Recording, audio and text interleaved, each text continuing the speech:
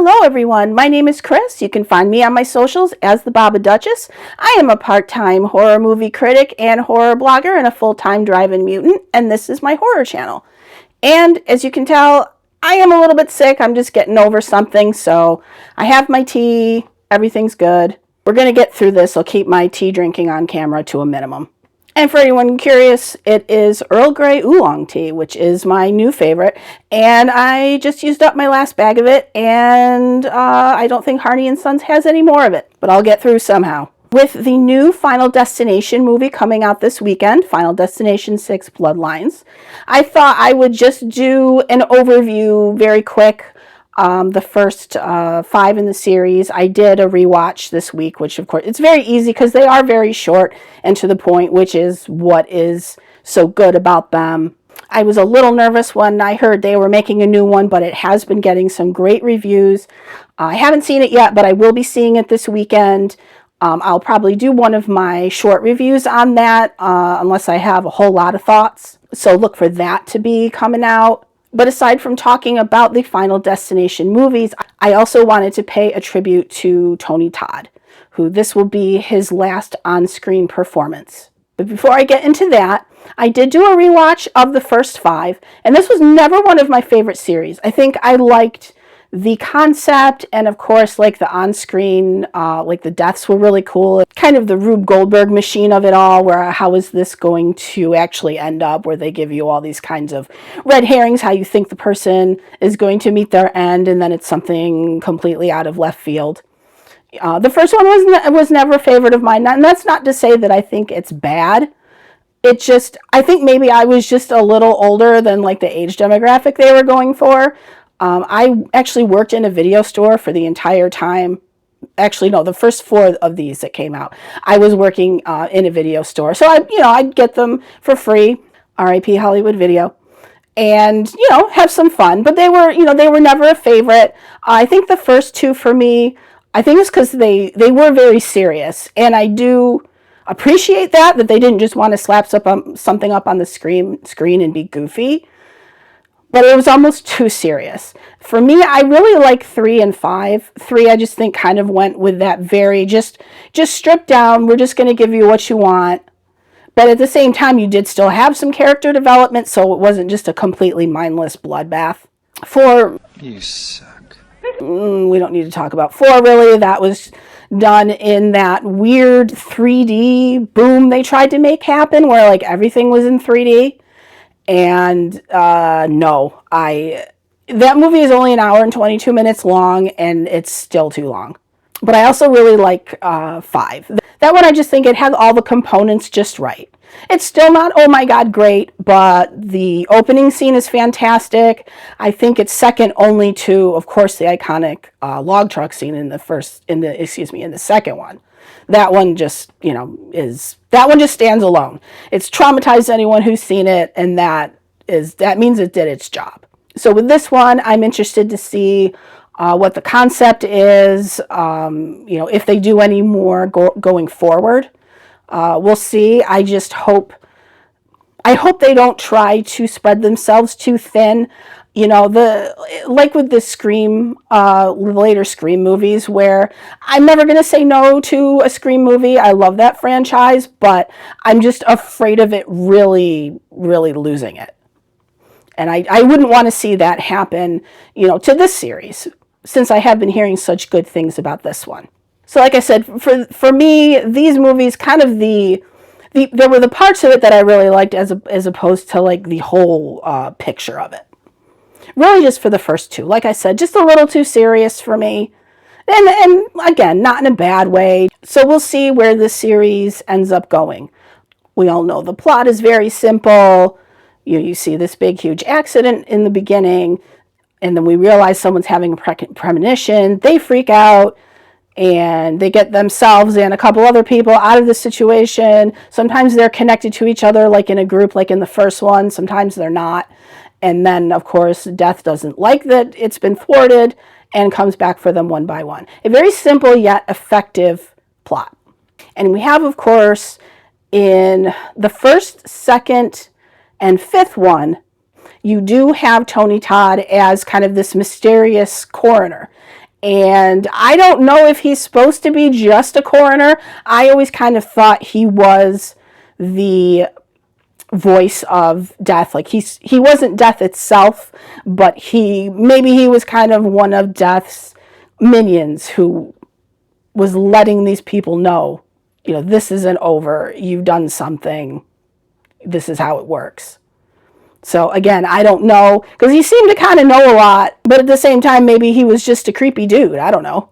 In the third one, you just heard his voice. That one takes place at an amusement park, and also there's a carnival at the end. But at the amusement park in the beginning, there's a ride, and he's doing like the voice of like the devil facade that's outside of the ride, which I thought was a good use. I mean, I missed seeing him, but I'm like, okay, fourth didn't use him at all. And you know what? That's fine. Maybe he saw the script and was like, no, I'm better than that. Out of here. And then in the fifth, we see him again. So the real meat of this video is going to be me talking a little bit about Tony Todd. Wanting to pay more of a tribute to him kind of started after the Oscars. I know that a lot of us horror fans, we were kind of excited about the Oscars this year just because it kind of seemed like horror was having, a little more of a presence there, which was great. It didn't really end up to be. I'm still miffed that Nosferatu lost out for Best Cinematography, but that's a story for another day. Yes, I'm sad that Demi lost, but at least the performance that won, I think, was just as deserving. So that one I didn't take as hard. But what really got under my skin, and I also knew this was going to happen, was when they did the In Memoriam segment. And I know they can't include everybody. They say it every year. But they left out Tony Todd. And I feel that is because they see him as just a horror actor. And that is something I hate when anyone uses horror kind of as a qualifier. Like, oh, you're a horror director. You're a horror actor. Well, no, I'm an actor. I do a lot of horror movies. Or some. Or all. It doesn't matter. Or yes, I direct horror movies, but they use it as a derogatory. And there's nothing wrong with saying someone is a horror actor or a horror director. But the problem is, it has become such a derogatory way of using it. So I don't know. I mean, yes, they have on their page, you can go and you can see the list of every single person. They also left out Olivia Hussey, which was a surprise to me just because, horror fans know her from like a handful of stuff, but she also did. She was in 1968's Romeo and Juliet, which is a highly regarded film. I was a little surprised at that one. But with Tony, I kind of saw it coming, but it didn't get under my skin any less. And I know it's silly. It really doesn't matter, especially with stuff when it comes to the Academy. They don't know what's really going on. I get it, but it got under my skin, and I just wanted to do a little tribute to a man whose work meant a lot to me. He is credited in 253 acting roles. Some of it is voice work. I know he did some on video games. And of course, we have his horror movie stuff, like you have Candyman, you have the Final Destination series. But he got his start in Platoon. He also did a lot of Shakespeare. When I was at a convention and I went to a Q&A where he was the guest, and he was talking about how he got started in Shakespeare, because when he was growing up, he'd had this growth spurt, and he was really into sports, but then he had this sudden growth spurt, and all of a sudden he was just so gangly and just all arms and legs and really couldn't re-coordinate himself. And that's really how he started acting, and he did a lot of that in Shakespeare. I personally would have loved to have seen him do some Shakespeare. I think his voice is perfect. It just has that gravity to it. I think it's just made for that. But aside from all the horror stuff that we know and love him from, he was on soap operas. I know he did a stint on The Young and the Restless. He was all over the place because he just was, when they talk about like a Renaissance man, I can see that. He can do anything. He found his niche in horror, and that's great for us. But no, he was so much more. And just to see him kind of ignored like that, it just rankled me a little bit. And also at this Q&A, I just liked hearing him talk about how, as proud and excited as he was with, the success of Candyman, he didn't want people, like in real life, to see him that way. Like if you saw him on the street, he wanted you to be afraid of him on the screen, but not in person. And I thought it was just really sweet, because he seemed like such a people person. He wants to talk to people and hang out with people. And then he also shared that, when he's home, he just liked to sit with his cats and look out the window and watch the hummingbirds at the bird feeder, which I think is great. I love that image of him. Kind of the stark contrast to, Candyman, the guy with the scary voice. And also at that convention, I did have the opportunity to meet him. And I've met a lot of guests at conventions, and I've had a lot of great experiences. But Tony will always be my favorite. He was just so amazing and so present, and he really made it feel personal. You're only talking to the person, for 2 minutes. You don't actually, know them. It's totally a parasocial relationship. You're never going to have a personal relationship, with them, but he really made that 2 minutes or whatever it was that I spent talking to him, he was really listening. I went up and I was going to have him, sign my Candyman DVD. But then I saw, they have all the pictures laid out for, autographs. And they had one from The Rock, which I love that movie. Like I said, like what you like. I love that movie unabashedly. And to this day, my husband and I will still quote that movie to each other, especially a lot of Tony Todd's lines. So I picked that to have him sign, and he seemed happy about that. He was like, "Oh, that's a great, that's a great pick." And I said, "Well, yeah." I said, my husband and I, we still to this day quote this movie, especially one of your lines. And then I asked him. I don't usually ask guests to sign something in particular. I kind of like to have them, sign what they like to sign, even if it's just their usual, what best wishes, whatever. But so I did ask him. I said, "But would you sign a particular line for me?" He said, "Sure, what is it?"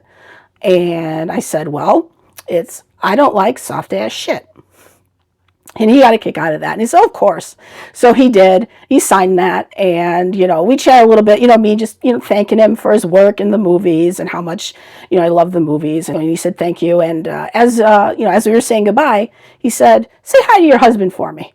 And I just thought that was just the nicest personal touch. He was listening. It's a small thing, he'll forget me, 2 minutes later. But, for me, it just made it just very personal and just kind of spoke to the kind of experience he wanted the fans to have. And I just really thought that was great. And I did have my picture taken with him. The picture came out the way it came out, but it was so great. And I did make sure to wear my Shakespeare shirt that I did get at the Globe Theater. I did make sure to wear that because I knew he was a Shakespeare guy. So I wanted to share that experience. I wanted to pay a little tribute to Tony, just my own personal thing, because I know it's going to be hard for me to watch this last movie. I mean, I get choked up at the trailer. I saw him, and just knowing that it's going to be the last from him. I don't think there's anything else that is in post-production or anything like that. So knowing that, got to me a little bit, because I'll be honest, when I heard that he had passed, I did cry. Again, I know we don't know these people, they're not friends, but still, it was just really a sad moment. We've all had those celebrity deaths that just affect us. I know for me, and again, I'm aging myself. For me, the first one was River Phoenix. I was 17 at the time, and I was a big fan. Of course, thought he was cute and all that, but as he started doing more independent type film, I credit him with getting me to watch different kinds of movies.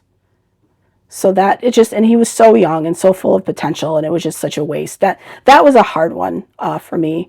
And also one that hit me, and I didn't know it would hit me the way it did, was Chadwick Boseman. maybe because we were born the same year and just seeing, the dates of his life and death, I don't know, maybe that was a reminder of my own mortality.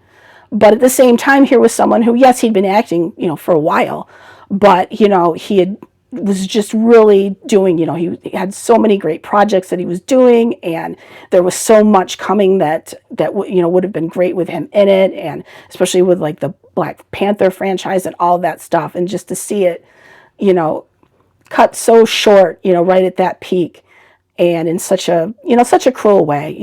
Cancer sucks. I've lost people to it, and it sucks. So those were some that really hit me, and again with Tony.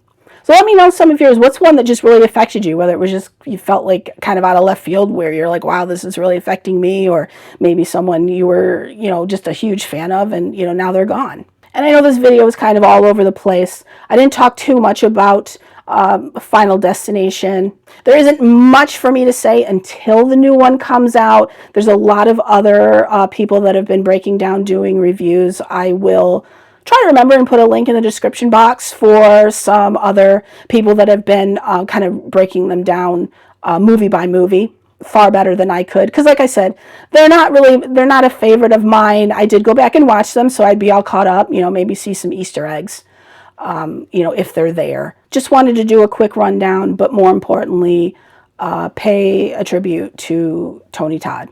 So this is a short video. I am coming off being sick, so I'll use that as an excuse.